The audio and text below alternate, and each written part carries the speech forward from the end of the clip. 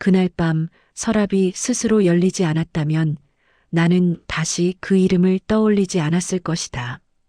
새벽 5시 어둠이 채 거치지 않은 골목 안쪽에서 반찬가게 주방의 형광등이 딸깍 켜진다. 하얀 빛이 스테인리스 조리대를 비추고 벽에 걸린 국자들이 차가운 금속 소리를 낸다. 김이 오르는 무쇠솥 뚜껑 아래에서 간장 냄새가 번진다. 서은정은 낡은 앞치마 끈을 묶으며 오늘도 어제와 똑같은 하루를 시작했다. 손등의 뱀무 냄새, 칼질할 때마다 들리는 도마 소리, 가스레인지 위에서 보글보글 끓는 멸치 육수, 아침 7시면 배달 나갈 도시락 20개.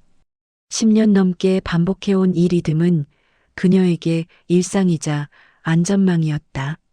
서은정, 48. 10년 넘게 이 동네에서 작은 반찬 가게를 운영해온 그녀.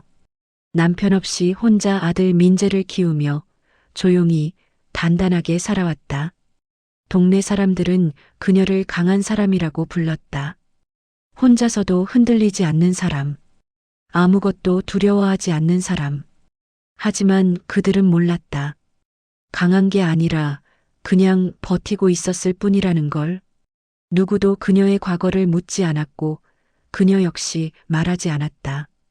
침실 구석, 낡은 협탁 서랍 안에 묻어둔 편지들처럼 보지 않으면 없는 것과 같다고 그렇게 믿으며 살았다. 매일 아침 민재가 학교 가기 전 그녀는 도시락을 싸줬다. 계란말이, 시금치 무침, 작은 김밥 몇 개. 잘 다녀와. 한마디만 건네고 등을 쓰다듬어줬다. 그게 그녀가 줄 수 있는 전부였다. 그런데 오늘은 딱 하나만 달랐다. 오전 10시쯤 가게 뒷문이 열리고 협력업체 기사가 들어왔다. 은정은 평소처럼 물건을 확인하며 상자를 하나씩 열었다. 그때 기사가 김치통을 들다가 손을 헛짚으며 바닥에 떨어뜨렸다. 쨍그랑 깨진 유리 조각이 사방으로 튀었다. 아, 죄송합니다.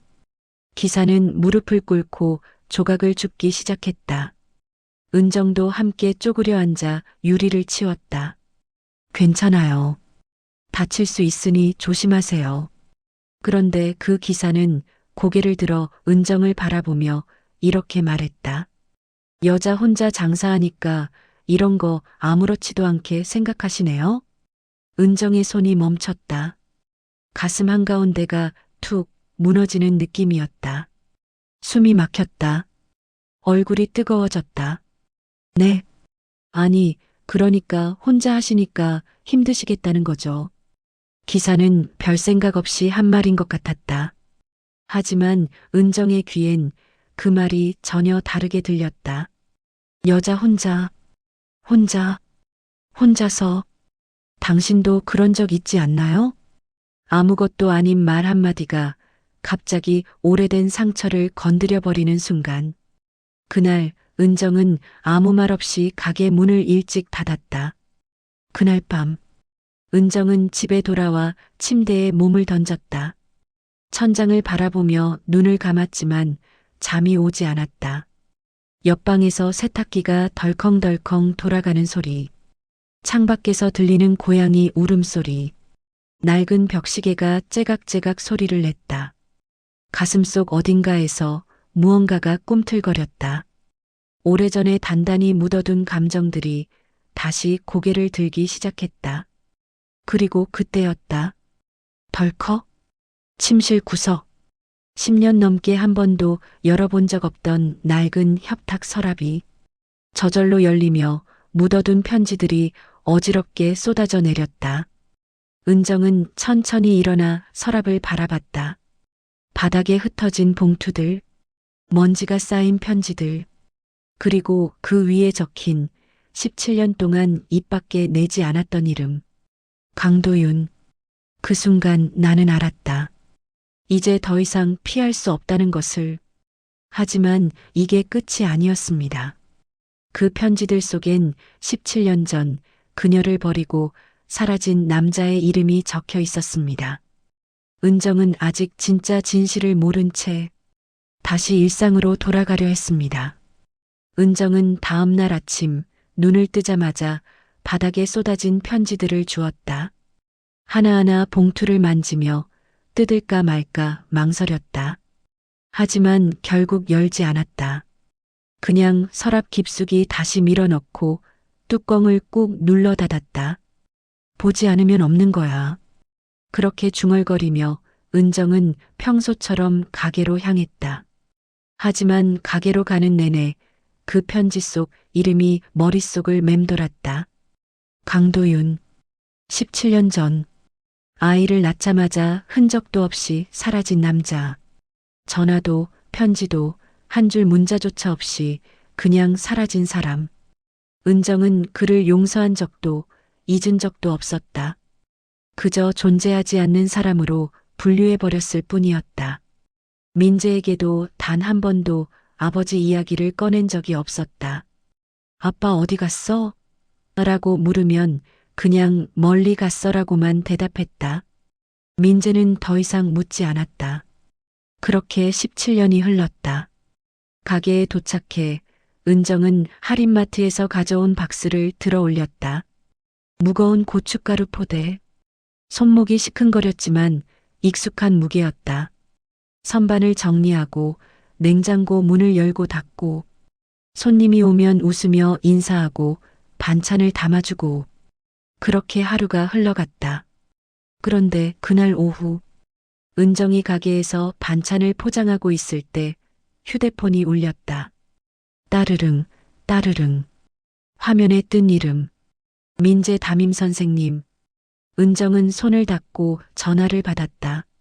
네, 선생님. 어머님, 민재 요즘 좀 불안정해 보여요. 은정의 손이 멈췄다. 무슨 말씀이세요? 상담 시간에 가족 이야기 나오면 과하게 반응하고 친구들이랑도 자꾸 부딪히고 책상 두드리고 혼자 중얼거리고 혹시 집에 무슨 일 있으세요? 아니요. 별일 없어요. 괜찮아요. 제가 알아서 할게요. 괜찮아요. 그 말의 진짜 뜻은 이제 오지 마세요. 더 묻지 마세요. 나 혼자 할 수 있어요. 전화를 끊고 나서 은정은 한참을 그 자리에 서 있었다. 손은 떨리고 가슴은 답답했다. 가게 밖으로 나갔다. 민재야 미안해. 조용히 중얼거렸지만 아무도 듣지 못했다. 그날 밤 은정이 집에 돌아왔을 때 민재는 거실 소파에 앉아 TV를 보고 있었다. 하지만 화면을 보는 것 같지 않았다. 민재야, 저녁 먹었어? 응. 짧은 대답. 은정은 부엌으로 가서 물을 한 잔 마셨다. 냉장고에서 김치를 꺼내 뚜껑을 열었다. 신 냄새가 코를 찔렀다. 국그릇을 꺼내 밥을 퍼담았다. 그때 민재가 조용히 말했다. 엄마. 응? 우리 가족 맞지? 은정의 숨이 멈췄다. 손에 든 국그릇이 흔들렸다. 무슨 소리야, 당연하지.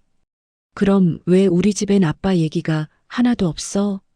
민재는 TV에서 눈을 떼지 않은 채 말했다. 사진도 없고 이름도 모르고 엄마는 아무 말도 안 하잖아. 친구들은 다 아빠랑 주말에 어디 갔다, 뭐 했다 그러는데 나는 할 말이 없어. 그냥 없는 사람 같아. 처음부터 없었던 것처럼. 은정은 입술을 깨물었다. 대답할 수 없었다. 뭐라고 말해야 할지 몰랐다. 민재는 조용히 일어나 방으로 들어갔다. 쾅! 문이 닫히는 소리. 은정은 그 자리에 혼자 남았다. 그리고 다시 침실 구석에 협탁 서랍이 보였다. 엄마, 난 왜 나만 가족이 없는 것 같지? 민재의 목소리가 귓가에 맴돌았다. 은정은 천천히 서랍 쪽으로 다가갔다. 손을 뻗었다. 서랍 손잡이에 손가락이 닿았다. 그리고 멈췄다. 아직 열 수 없었다. 그런데 다음 날 그녀 앞에 나타난 사람은 그 남자가 아니었습니다. 그보다 더 충격적인 진실을 가진 사람이었습니다.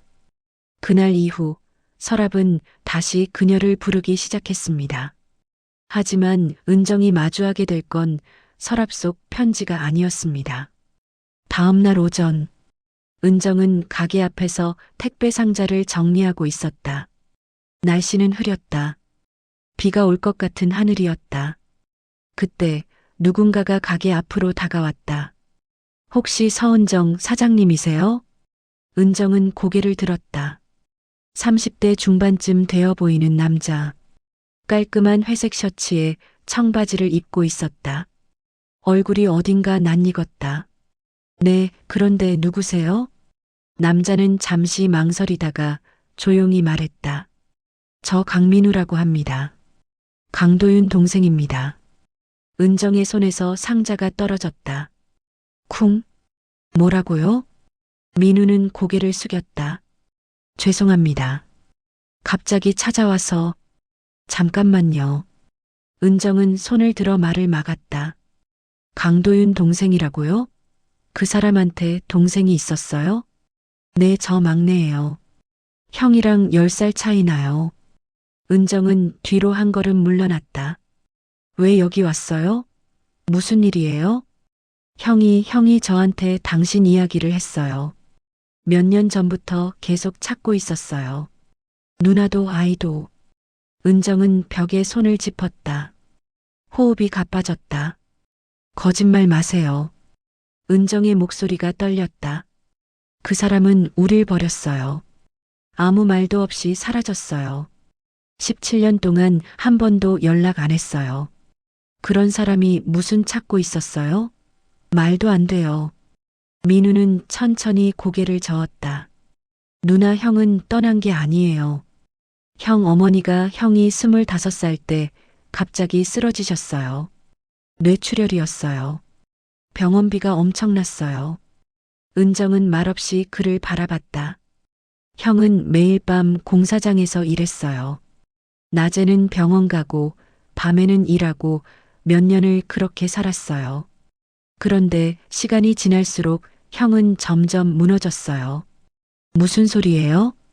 형은 당신들한테 돌아갈 수 없다고 생각했어요. 아무것도 없는 자신이 당신 앞에 설 자격이 없다고. 은정은 벽에 손을 짚었다. 다리에 힘이 풀렸다. 그럼 편지는요? 편지는 왜 보냈어요? 형이 쓴 편지예요. 보냈지만 답장이 없었대요. 그래도 형은 계속 찾았어요. 전국을 돌아다니며 몇 년을 헤맸어요. 은정의 눈가가 붉어졌다. 그럼 지금은 어디 있어요? 왜 직접 안 와요? 민우의 얼굴이 어두워졌다. 형은 작년에 세상을 떠났어요. 은정의 입술이 떨렸다. 말이 나오지 않았다. 뭐라고요? 세상을? 죽었다고요? 네. 무슨 병이었어요? 간암이었어요. 발견했을 땐 이미 늦었어요. 병원에서 3달 버티고 그렇게 갔어요. 은정은 그 자리에 주저앉았다. 털썩? 나는 그 사람을 미워했어요. 17년 동안 매일매일 미워했어요. 근데 그게 거짓말이었다고요? 그게 다 오해였다고요? 민우는 무릎을 꿇고 은정 앞에 앉았다. 누나, 형은 진짜 당신을 사랑했어요. 마지막 순간까지 당신 이름을 불렀어요. 민우는 품에서 작은 USB를 꺼내 은정에게 건넸다. 형이 남긴 마지막 녹음이에요. 병원에서 혼자 녹음했어요. 더 늦기 전에 들어주세요. 은정은 떨리는 손으로 USB를 받았다. 손바닥 안에서 그것이 묵직하게 느껴졌다. 그리고 그 순간 17년 동안 단단하게 쌓아 올린 벽이 무너지기 시작했다. 당신은 진실을 알고 싶었나요? 아니면 모르는 채로 사는 게 더 나았을까요? 그날 밤 은정은 혼자 그 녹음을 들었습니다. 그리고 처음으로 눈물을 흘렸습니다. USB 하나. 그 안에는 17년 동안 그녀가 듣지 못했던 목소리가 담겨 있었습니다. 그날 밤 은정은 혼자 집에 앉아 USB를 컴퓨터에 꽂았다. 창밖엔 비가 내리고 있었다. 빗소리가 창문을 두드렸다. 은정은 한참을 그 화면만 바라봤다. 재생 버튼 위에 마우스 커서가 떠 있었다. 들어야 하나? 조용히 중얼거렸지만 대답은 없었다. 손으로 컵을 꺼내 차를 따랐다.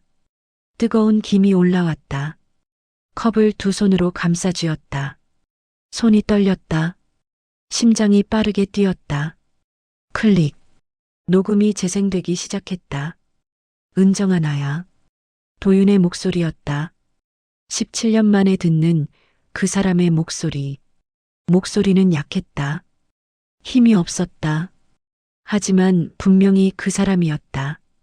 이 녹음을 듣고 있다면 내가 이미 세상에 없다는 걸 알았겠지. 은정은 손으로 입을 막았다. 눈물이 흘러내렸다. 미안해. 정말 미안해. 할 말이 너무 많은데 어디서부터 시작해야 할지 모르겠어. 나는 너를 떠난 게 아니야. 그냥 지켜낼 능력이 없었어. 어머니가 쓰러지고 빚이 생기고 나는 매일 도망치듯 일했어. 밤새 공사장에서 일하고 아침엔 병원 가고 그렇게 몇 년을 버텼어. 그런데 시간이 지날수록 내 앞에 설 용기가 사라졌어. 아무것도 없는 나한테 무슨 자격이 있겠어. 은정은 창밖을 바라봤다. 빗소리가 점점 커졌다. 손에 든 차는 이미 식어가고 있었다. 컵 표면에 물방울이 맺혔다. 사랑했어. 정말 사랑했어. 너랑 아이를 생각하지 않은 날이 단 하루도 없었어. 편지를 보냈어. 몇 번이고 보냈어. 하지만 답장이 없었고 나는 그게 당연하다고 생각했어. 너한테 나는 이미 죽은 사람이나 마찬가지였을 테니까. 그래도 나는 너희를 찾았어. 동생 민우한테 부탁했어. 제발 찾아달라고. 그리고 만약 찾으면 이 녹음을 전해달라고. 은정아, 나는 너를 버린 게 아니야. 다만 돌아갈 자격이 없다고 생각했을 뿐이야. 더 늦기 전에 서랍을 열어줘. 그 안에 내가 쓴 편지들이 있어. 읽지 않아도 괜찮아. 그냥 태워버려도 괜찮아. 하지만 제발 나를 조금이라도 기억해줘. 사랑했어, 은정아. 끝까지 사랑했어. 우리 아이 민재라고 이름 지었다고 들었어. 좋은 이름이야. 고마워. 민재한테 아빠는 너를 정말 사랑했다고 전해줘. 녹음이 끝났다. 은정은 그 자리에 한참을 앉아 있었다. 빗소리만 계속 들렸다. 눈물이 멈추지 않았다. 가슴이 무너지는 것 같았다. 컵에 담긴 차는 완전히 식어버렸고 창밖 하늘은 점점 어두워졌다. 은정은 천천히 일어나 침실로 걸어갔다. 협탁 서랍 앞에 무릎을 꿇고 앉았다. 손을 뻗었다. 서랍 손잡이를 잡았다. 이번엔 열 수 있었다. 서랍 안엔 편지들과 함께 작은 사진 한 장이 있었다. 은정과 도윤이 함께 찍은 17년 전 그날의 사진. 둘 다 웃고 있었다. 행복해 보였다. 은정은 사진을 꺼내 들고 한참을 바라봤다. 미안해, 나도 미안해. 나도 편지를 열어볼 용기가 없었어. 나도 도망쳤어. 은정은 편지 한 통을 꺼내 천천히 봉투를 뜯었다. 첫 문장. 은정아, 잘 지내? 나는 매일 내 생각을 해. 두 번째 문장. 아이는 건강하게 태어났니? 엄마 닮았으면 좋겠어. 세 번째 문장. 나는 지금 부산에서 일하고 있어. 힘들지만 견딜만 해. 나는 그 사람을 미워했다. 하지만 이제 놓아줘야 한다. 창밖 비가 그치기 시작했다. 하늘에서 구름이 걷히고 희미한 달빛이 들어왔다. 은정은 조용히 눈을 감았다. 용서는 상대를 위한 게 아니라 나를 위한 거였구나. 이제 비로소 알겠어. 은정은 이제 진짜로 놓아줄 준비가 되었습니다. 다음 날 아침, 해가 떠올랐다. 은정은 일찍 일어나 협탁 서랍을 천천히 정리했다. 편지들을 하나하나 꺼내 마당에 작은 화로를 피웠다. 찢지도 간직하지도 않고 그냥 천천히 태워보냈다. 성냥을 그어 불을 붙였다. 종이가 타는 냄새, 연기가 코를 찔렀다. 종이가 타는 소리, 타닥 타닥. 연기가 하늘로 올라갔다. 바람이 불어 연기를 흩어놓았다. 이제 보내준다. 가도 돼. 그때 민재가 방에서 나왔다. 엄마 뭐해? 은정은 돌아보며 조용히 미소 지었다. 민재야. 응? 내 아빠 이야기 해줄게. 민재의 눈이 커졌다. 정말? 응. 앉아. 은정은 민재 옆에 앉아 처음으로 도윤의 이야기를 꺼냈다. 그가 어떤 사람이었는지, 얼마나 다정했는지, 함께 밥 먹을 때 항상 웃었다는 것, 왜 떠났는지, 그리고 얼마나 민재를 사랑했는지. 내 아빠는 너를 만나보지도 못했어. 하지만 너를 생각하지 않은 날이 단 하루도 없었대. 민재는 고개를 끄덕이며 들었다. 눈물을 참는 것 같았지만 참지 않았다. 엄마도 슬펐어? 응, 많이 슬펐어. 근데 이제 괜찮아. 은정은 주머니에서 도윤의 사진을 꺼내 민재에게 건넸다. 이 사람이 내 아빠야. 민재는 사진을 오래 바라보았다. 손가락으로 사진 속 얼굴을 천천히 쓰다듬었다. 닮았네, 나랑. 그렇지? 눈도 닮았어. 웃는 것도. 민재는 사진을 가슴에 꼭 안았다. 엄마, 고마워. 응. 그날 오후, 은정과 민재는 함께 집 앞 언덕에 올라갔다. 바람이 불었다. 하늘은 맑았다. 풀냄새가 났다. 멀리서 새소리가 들렸다. 여기서 아빠한테 인사할까? 응. 둘은 한참을 그 자리에 서 있었다.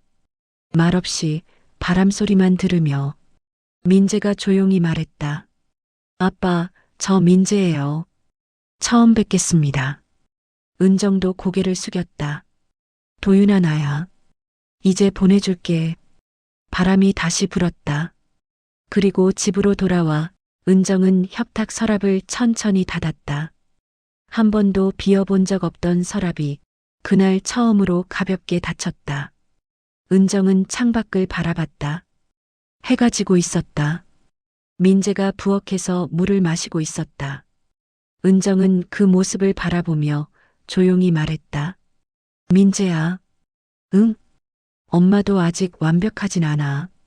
그냥 오늘 조금 더 나아진 것뿐이야. 민재는 컵을 내려놓고 엄마를 바라봤다. 괜찮아, 엄마.